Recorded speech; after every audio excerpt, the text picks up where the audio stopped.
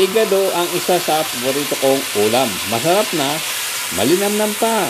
Matagal na akong di nakatikim, kaya magluluto tayo. Dali-dali akong pumunta ng palengke. Una ko nadaanan, carrot at bell pepper. Kaya bumili na rin ako. Sunod ko pinuntahan ay ang suki ko sa binibilhan ko ng baboy kay Ma'am Lovely. Kumuha ko ng 1/4 kilo na atay, 1/2 kilo ng pigi, at 1/4 kilo ng puso ng baboy. Shout out sa iyo, Ma'am Lovely. Sana may discount na ako. Pagdating ko sa bahay, agad kong hiniwa ng pahaba ang pigi at ganoon din ang puso ng baboy. Nilagay ko na lang sa bowl pagkatapos ko mahugasan. Pinagisa ko na lang ng lalagyan para lagyan ng pampalasa. Toyo, liquid seasoning, calamansi juice, 4 na butil garlic, minced garlic, black pepper. Haluin lang natin to. Malinis yung kamay natin, mga papsi.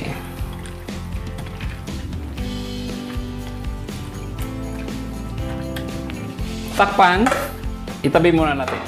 Ganon din ang ginawa natin sa atay ng baboy. Hiniwa-hiwa din natin ng maliliit ng pahaba. Saka natin nilagay sa bowl at nilagyan ng pampalasa.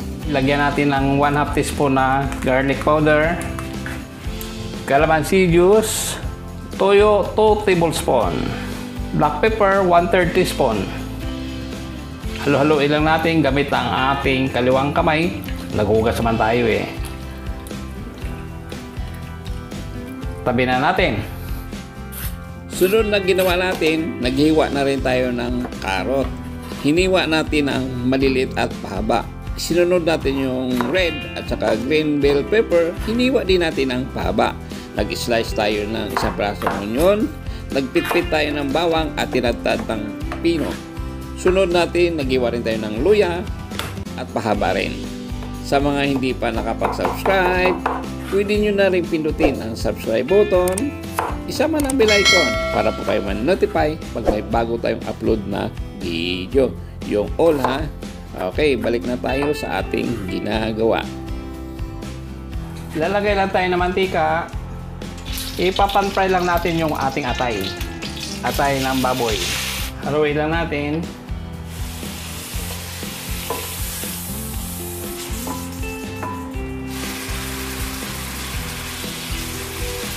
Hanguin na natin to dahil pwede na to eh.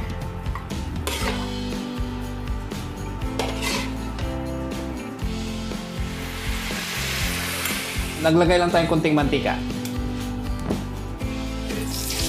Magigisa na tayo. Unahin natin itong ating luya. Halo-haloin lang natin. Medyo na-brown yung ating luya. Sunod na natin yung ating isang pirasong onion. Halo-haloin lang natin. Yan, pwede na natin isunod yung ating garlic. Minced garlic. Halo-haloin lang natin. Yan, pag naamoy nyo na yung bango ng ating yung ating mga aromatic, pwede na natin isunod yung ating pigi at saka puso ng baboy.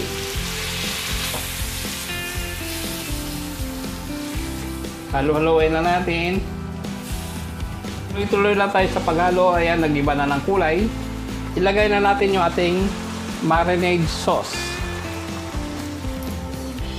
Pinagsama ko na yung marinade sauce ng atay at saka yung pigi.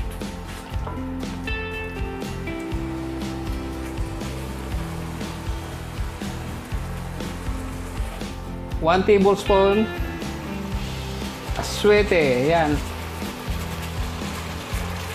Ayan, nagkakulay na siya.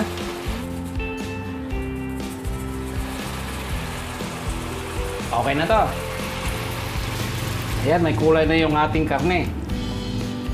Halo-haloin lang natin. Lagyan na natin ng tubig, 1 1/2 cup. Lagyan natin 3 pirasong bay leaves. Takpan natin. Pakukuluan natin ng 30 minutes.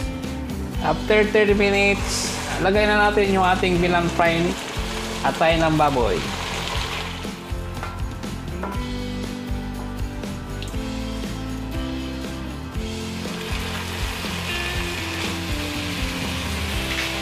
Two tablespoon oyster sauce.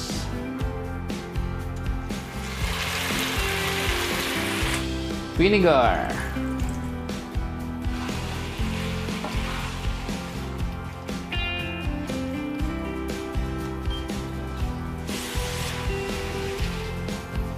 One-third teaspoon black pepper.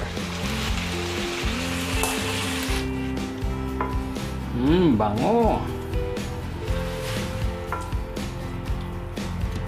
Lagay na natin yung ating carrots. Bell pepper. Bell pepper at saka 1 can na green peas. Yan, halo-halo lang. Halo-halo, mikos-mikos. Wow! Gandang tignan ah. Gutom na to.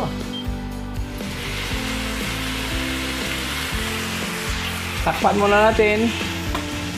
1 minute pa para medyo maluto lang naman yung carrots. Yan, buksan na natin.